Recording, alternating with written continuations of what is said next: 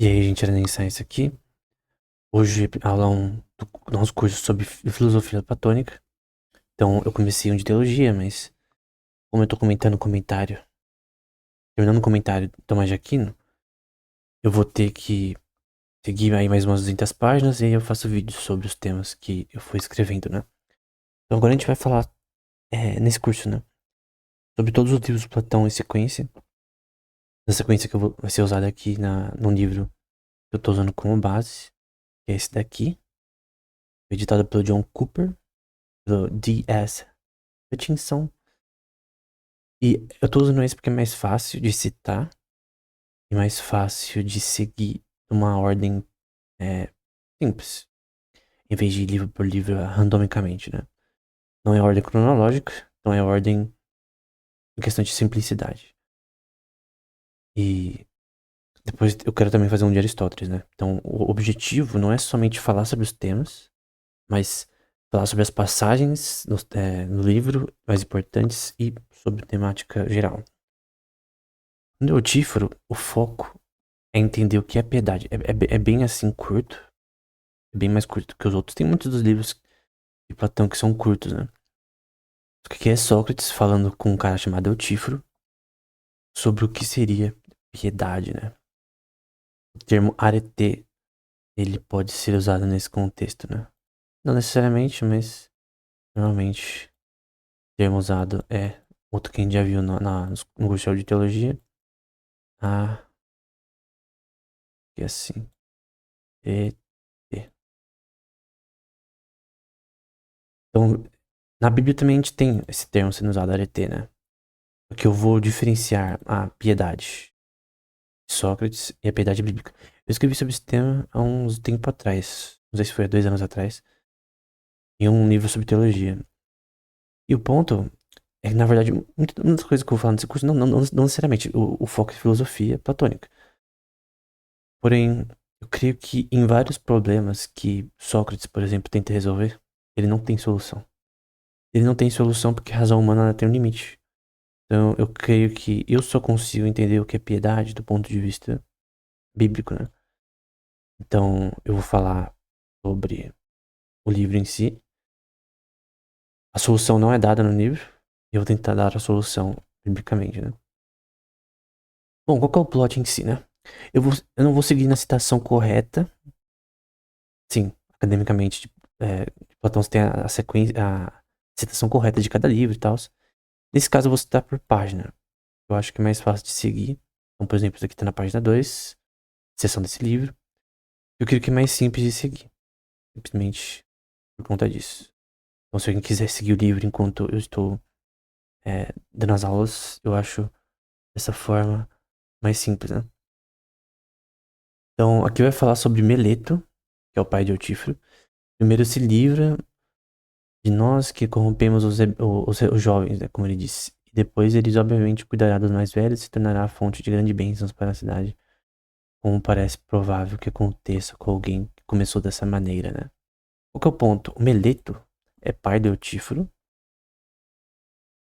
e, basicamente, o servo de Eutífero tem duas formas de servo, né? Normalmente o termo em grego é doulos, né? Doulos. Tem um Y, normalmente eu acho que é assim. E o S, que é maior. Doulos pode ser servo, assalariado ou escravo, né? Nesse caso é um servo que é do próprio Eutíforo.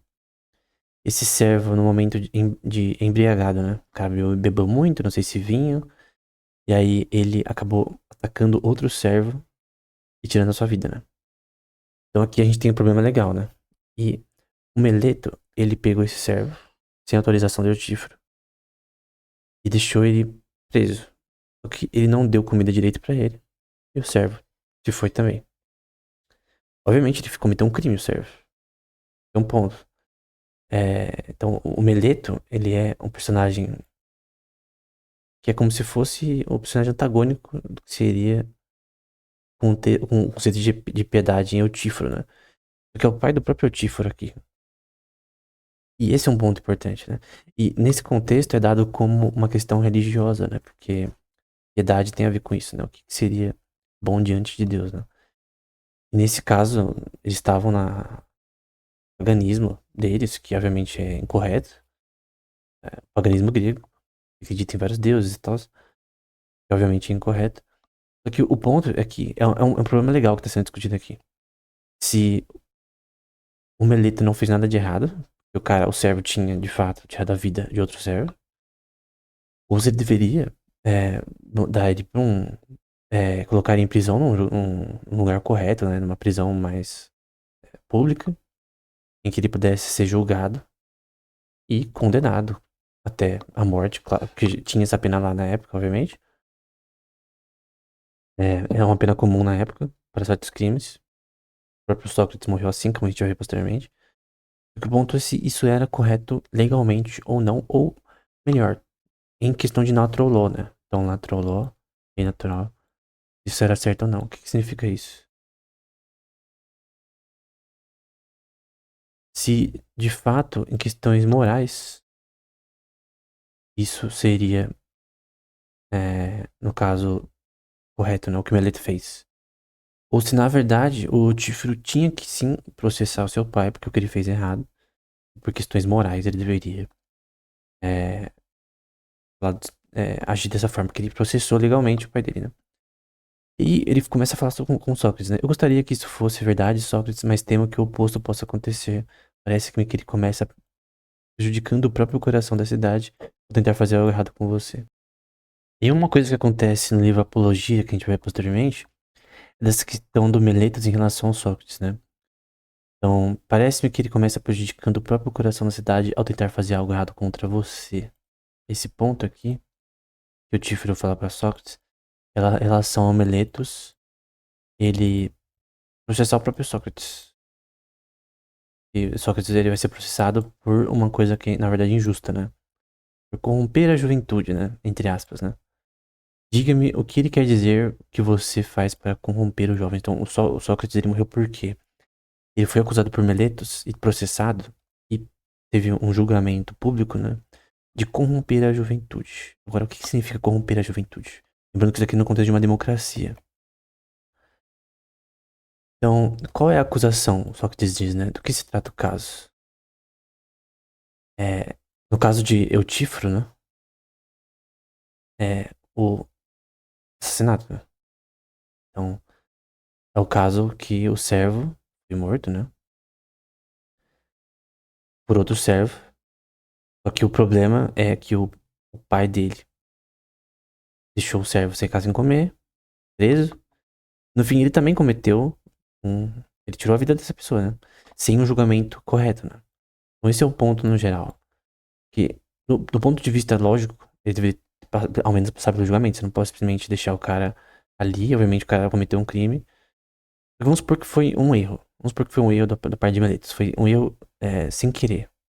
Ainda assim, ele deveria ter agido da melhor forma, um, permitindo um julgamento, ou que o Tifro viesse a lidar com essa questão, enfim, e não fazer isso da sua própria maneira, né?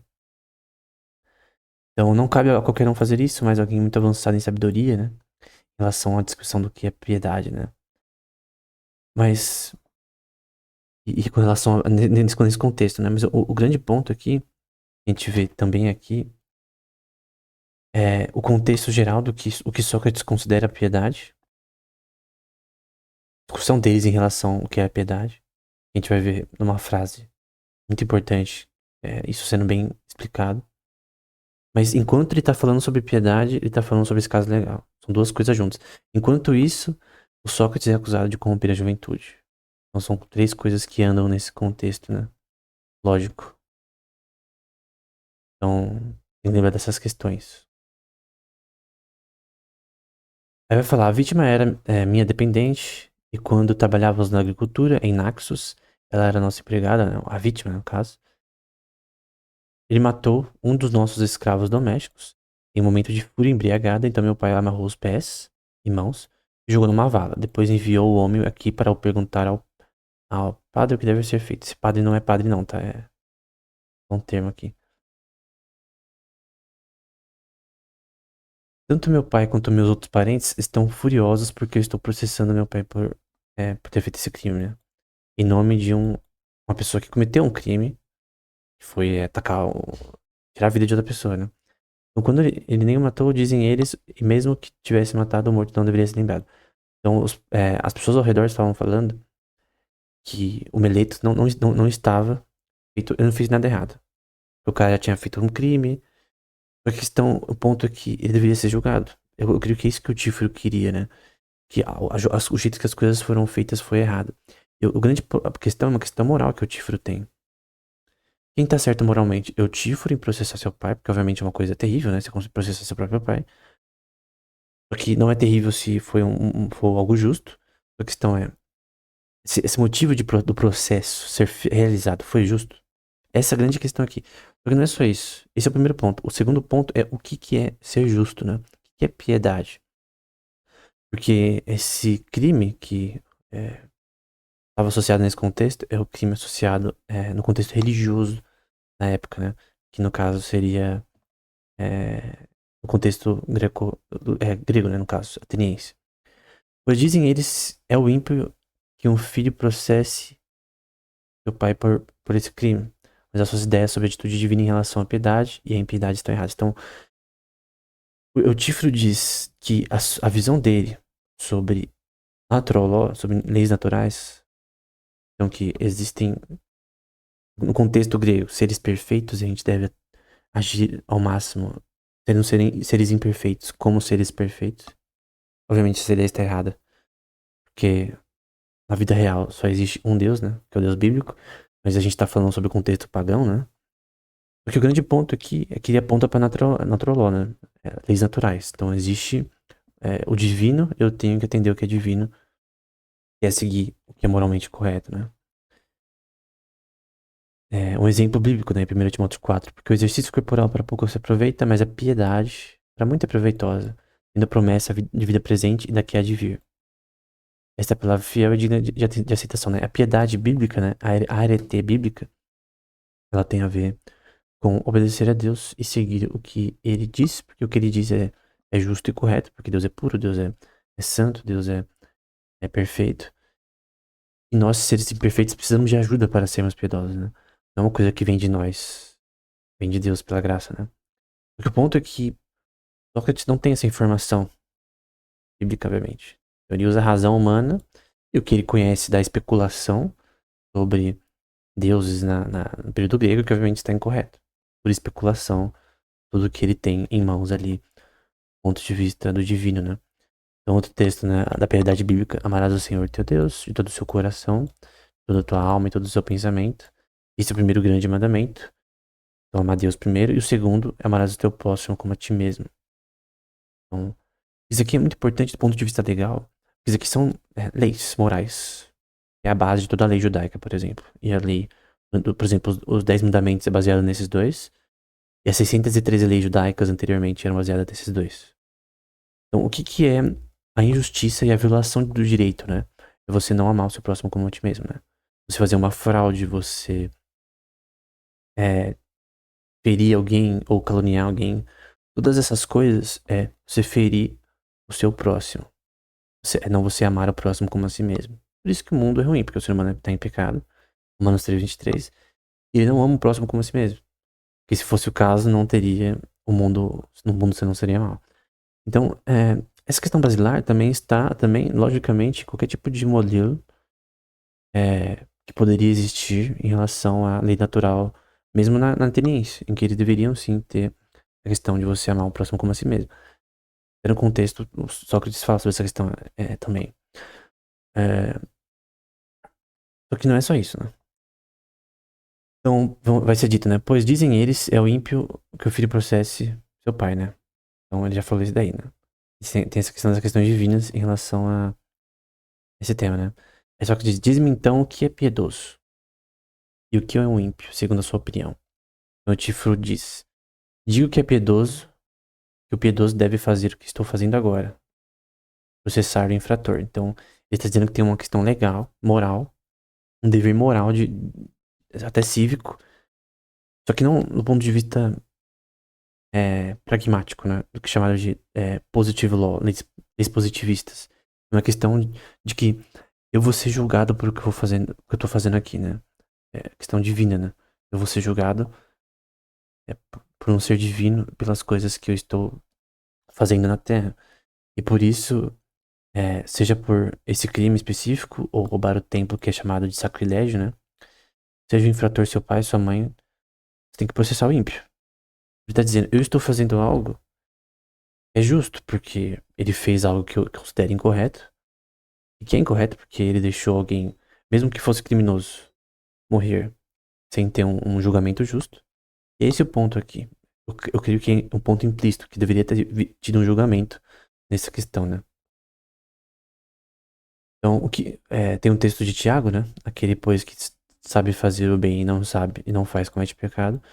Então, alguém que pode fazer o bem, que por exemplo, avista um crime e ele não é, aciona as autoridades, né? Ele está fazendo mal, porque alguém cometeu um crime, você é meio que um ator passivo aqui também. Você vai deixar isso passar ou você vai é, fazer algo a respeito, né? Você pode, né? Se está no seu poder isso, né? Então ele vai dizer, eu certamente diria que o piedoso é o que todos os deuses amam, no contexto grego, né? E o oposto, que todos os deuses odeiam, é o ímpio, né? Então, na questão grega, não só greco-romana, mas grega. Porque Cícero, por exemplo, ele também vai ter uma visão pagã, né? Greco-romana, em que ele também se baseia as leis naturais nisso, né? Então, leis naturais tem a ver com existe um Deus, a gente tem que seguir é, que é perfeito, que é justo, que é bom, porque existe um Deus justo, é mais ou menos isso. Essa é a lógica de natural law. Mesmo para para os pagãos, né? E Sócrates vai dizer o texto áureo aqui. Esse é o texto que você tem que focar. Em breve saberemos melhor se é assim. Pense nisso. O piedoso está sendo amado pelos deuses porque é piedoso. Primeiro ponto. Aí eu vou colocar de outra cor aqui. Ou é piedoso porque está sendo amado pelos deuses. Vamos dizer de uma forma simples. Porque alguém é bom e correto, justo, virtuoso, ele é amado pelo divino, ou é o contrário. Ele é piedoso porque está sendo amado pelo que é divino. Obviamente o paganismo está totalmente errado. É, é o que Sócrates tinha, mas o ponto é que, do ponto de vista na vida real, né? Do ponto de vista bíblico, por exemplo, eu vou definir como funciona na prática, né? Que é a mesma formulação, mas do ponto de vista bíblico.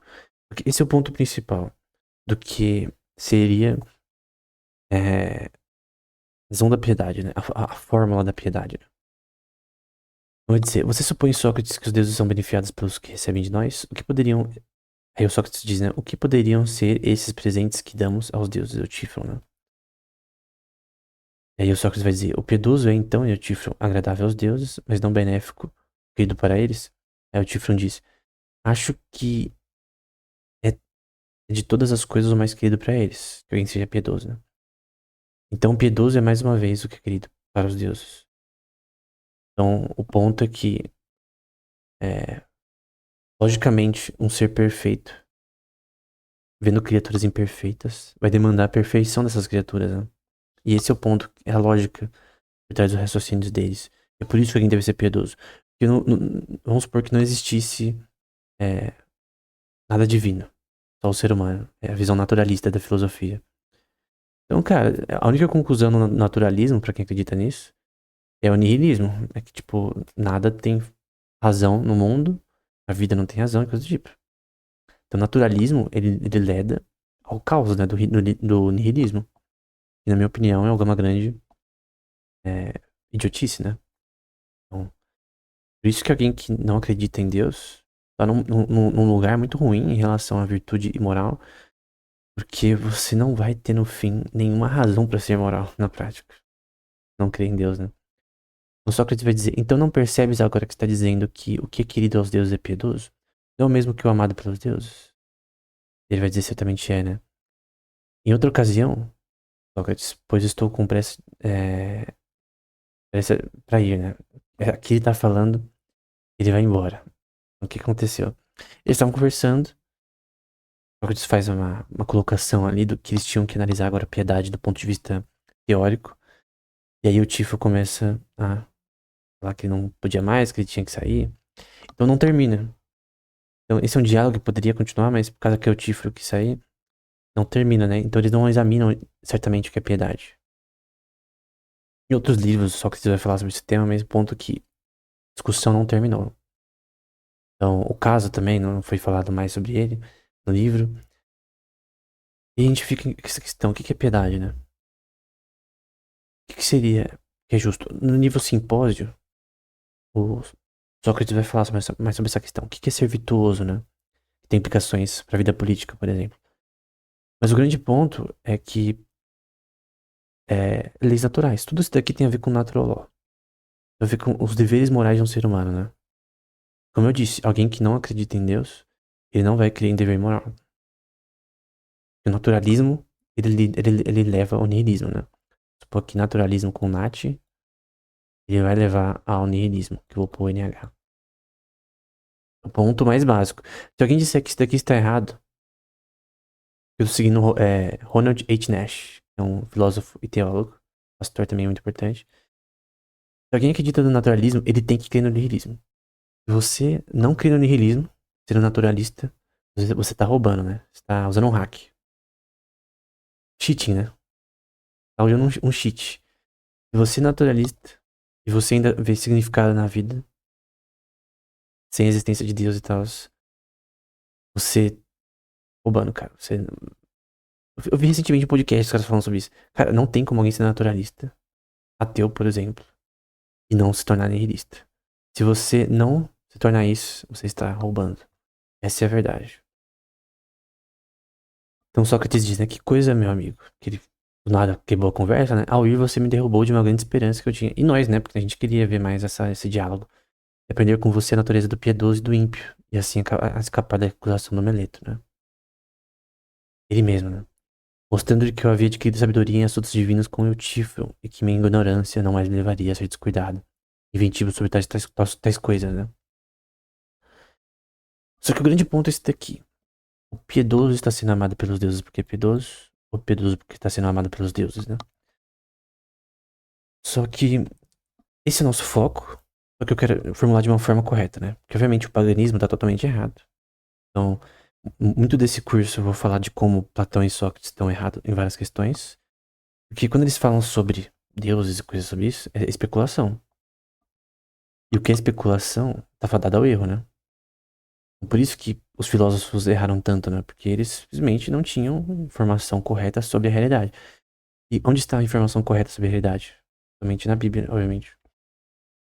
E como que a frase deveria ser formulada do ponto de vista bíblico, né? Piedoso é amado por Deus, não porque é piedoso. Então não é porque a pessoa é justa por si mesma, ele é amado por Deus. Mas é piedoso porque é amado por Deus. Então, no ponto de vista bíblico, qual que é o ponto que eu tô falando aqui? A gente viu o livro, o Tifron, a gente viu a questão sobre a piedade e não mostra a solução ali. Assim como no livro Simpósio, também não mostra a solução do que é ser virtuoso. Eu tô dizendo aqui, a teologia mostra a solução. Então, o que a filosofia não consegue responder, porque a capacidade humana não consegue, porque tem limites, porque fica em especulação, em ética e moral, a teologia resolve. A Bíblia, no caso, né? Então, o grande ponto é que vou fazer ao longo desse curso é provar como a filosofia tem limites do ponto de vista da razão humana e como a divina resolve esses problemas, né? Então Tito diz, não pelas obras de justiça que houvéssemos feitos, mas segundo a sua misericórdia, nos salvou da lavagem de regeneração, da renovação do Espírito Santo, que abundantemente derramou sobre nós por Jesus Cristo, né? Para que, sendo justificados pela sua graça, sejamos feitos herdeiros segundo a esperança da vida eterna, né? Então a piedade bíblica, ela vem da ação do Espírito Santo no ser humano, né? Que faz isso daqui acontecer, né? Alguém que é piedoso, mas porque é amado por Deus. Essa é a razão. Romanos 5, né? Porque Cristo estando em nós ainda fracos, morrendo a seu tempo pelos ímpios, né? Então a Bíblia diz que todos são ímpios, todos os seres humanos são pecadores. E Cristo morreu por nós ainda nós ainda sendo pecadores, né? Alguém poderia dizer, porque apenas alguém poderia morrer por um justo, mas Deus prova o seu amor para conosco, em que morreu por nós. Cristo morreu por nós, sendo ainda pecadores, né? Então, todos somos ímpios perante Deus. Mas porque Deus ama o ser humano, ele torna o ser humano piedoso, aqueles que creem no seu nome através da sua graça, né? Através da iniciativa divina. Porque Deus amou o mundo de tal maneira que deu o seu Filho unigênito para que todo aquele que nele crê não pereça, mas tenha vida eterna, né? Lutero chamou isso aqui de texto áureo da Escritura, né? Com razão.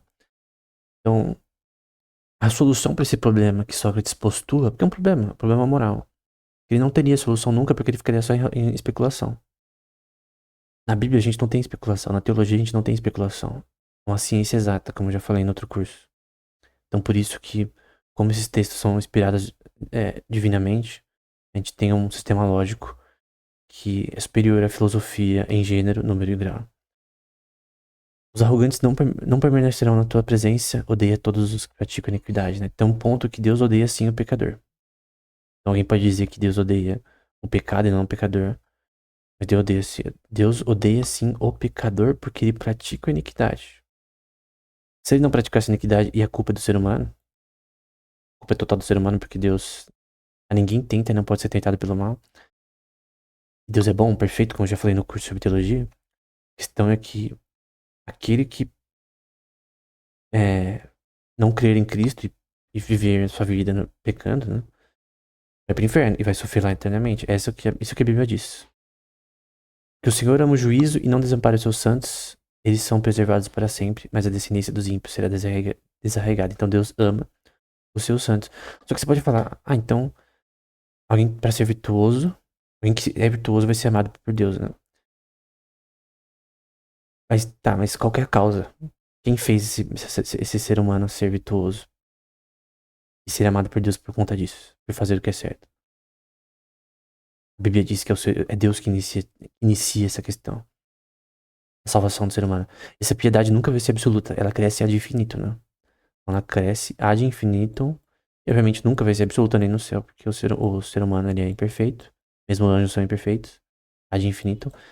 Então o ser humano em Cristo, ele constantemente vai cada vez mais de glória em glória servir a Deus e se aperfeiçoar em Cristo. Mas nunca vai ser perfeito. Mas sempre vai eliminando as suas imperfeições na vida nessa terra, eliminando o pecado, né?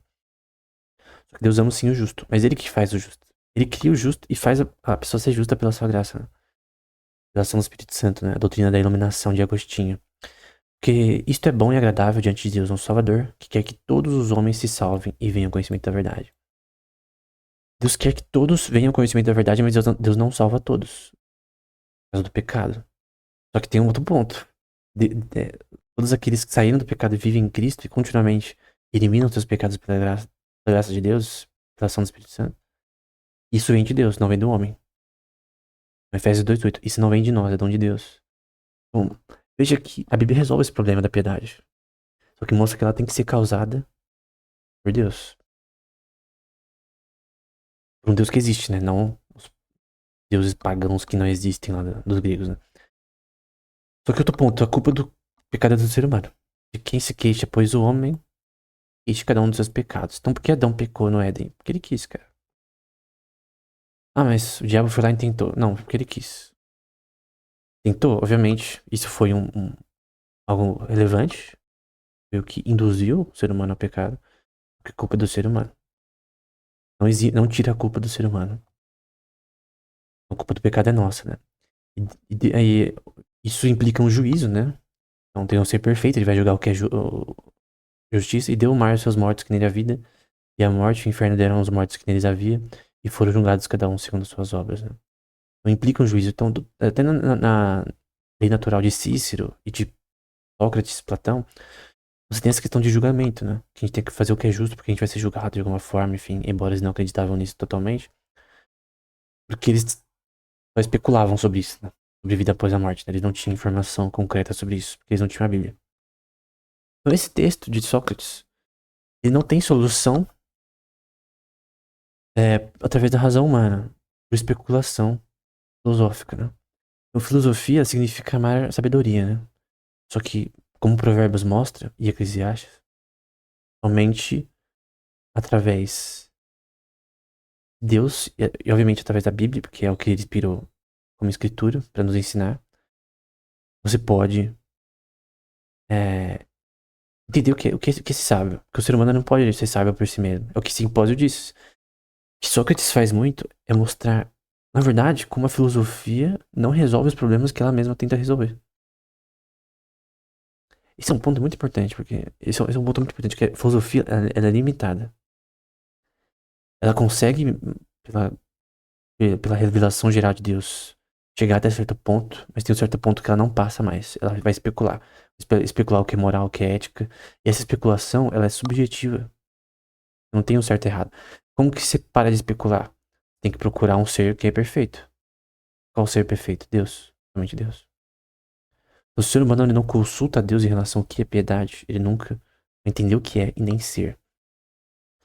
Em essência, o piedoso é amado por Deus, não porque é piedoso, não por algo por si mesmo, mas é piedoso, é amado por Deus.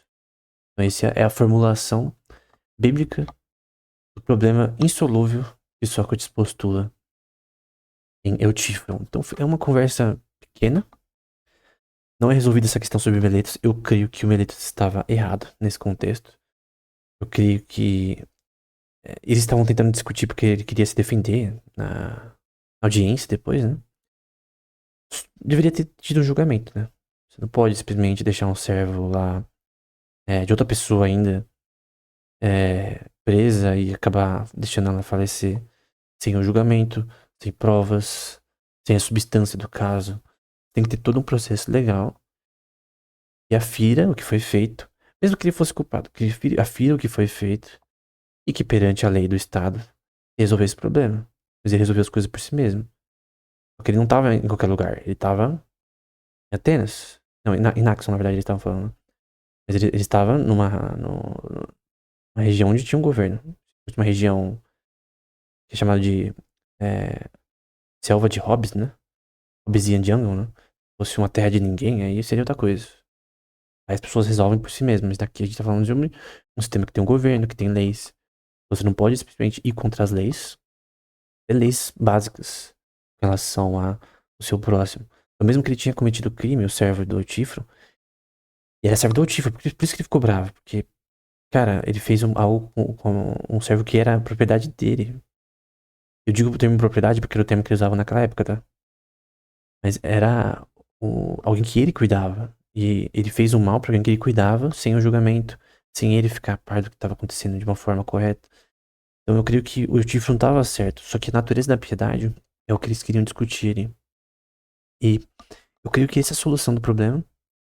Eu creio que é impossível resolver o problema sem a questão bíblica, né? Então é isso. Até o próximo episódio.